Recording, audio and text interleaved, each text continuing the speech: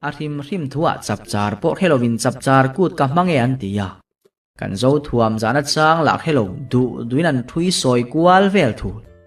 thang chuam zia helovin thang chua koran ha a chap po la mulovin ka ku te an lo ti bok tho ka phita mis ka thang an lo ti zui mis kan nga lu tuk nan mu pha leo poi sanei mang si lo yan om no lu ya chap char kut man sum khan mun phia le sela lok fe ang chap char kut hi kut na thok velo tenan wara akut ne tu de chap chara kan fe keu kan pi pu te hian chap char kut mi san thlan kan relo phua chop le phua bela in om tlei tum zo fa te kan ni kan cheleka mis kan tia koi tina mis kan nei hi